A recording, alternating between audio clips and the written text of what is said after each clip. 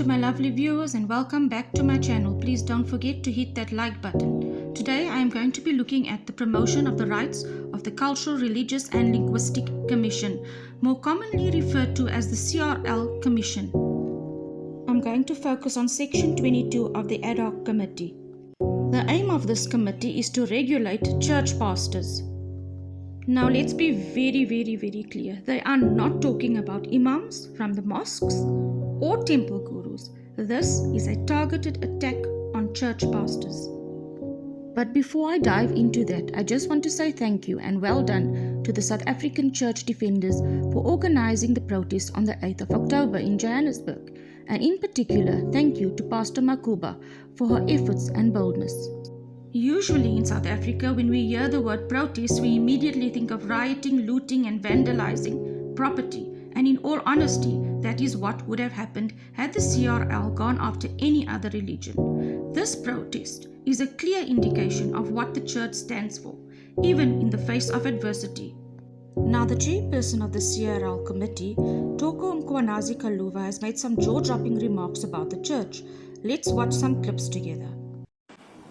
We're not going to be pussyfooting around the issue of there's chaos in Christianity caused by a minimum number of religious leaders who need to be called to order.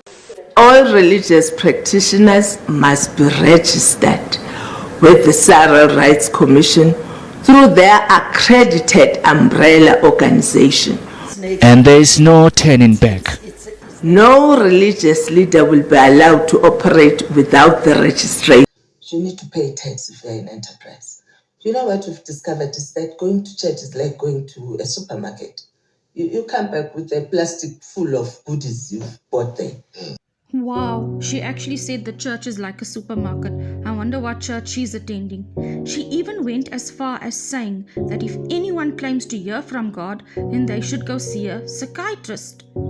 It is also important to note that in terms of section 22, any pastor that fails to register with the CRL Commission will be arrested for preaching without a license. So what's going to happen to our evangelists? What's going to happen to our prophets? What's going to happen to ordinary church members for merely spreading the gospel, as the Bible so instructs us to do? This is a clear attempt to silence the church. Are we going to let this happen, or are we going to speak out against it? And yes, she is correct. There is a minimum number of religious leaders that have committed criminal acts and they need to be held accountable. But that's no reason to persecute the entire church. Now let's hear what Pastor Makuba has to say on the matter. Worship. But Christians are easygoing. No wonder why we are where we are right now. Where unbelievers in our God, they want to regulate us. Just imagine corruption wanting to regulate holiness.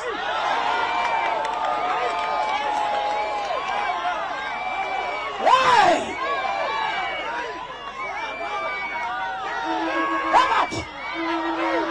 Who do they think they are? We have been quiet, not because we don't know the lion in us. Don't go too far.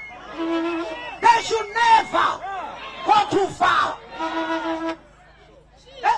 You want to regulate us? You say we don't hear from our God, and you hear from your dead mother.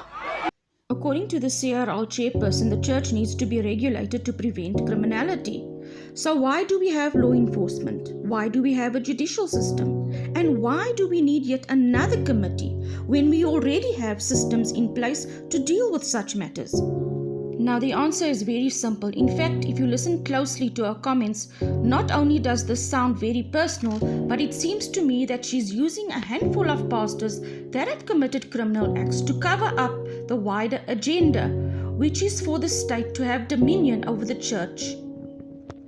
Thankfully, we have the South African Church Defenders and the South African Christian Democratic Party standing up to this madness. But dare I ask the question, why has the DA not released a statement condemning this attack on the church? Why are the people we entrusted our votes to so silent on this matter?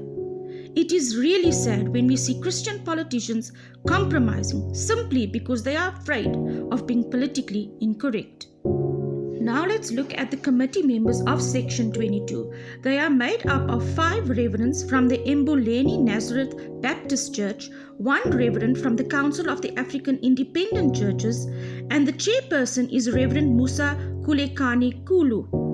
Most of these pastors are either Shembi or ZZC. I don't have anything against Shembi or ZZC pastors. But where are the pastors responsible for representing our evangelical Christians? Remember, these are the people that will be deciding who gets to preach and who doesn't. I do hope that after the march on the 8th of October, the chairperson knows that we are not going to pussyfoot around the fact that she has a hidden agenda. The Bible is very clear. Christ is the head of the church. So this little madam can go be a Jezebel in her own home, hands off the church. That brings me to the end of this video. Thank you for watching. Please like, share, subscribe, hit that notification bell, and don't forget to comment in the comment section below. Let's make our voices heard.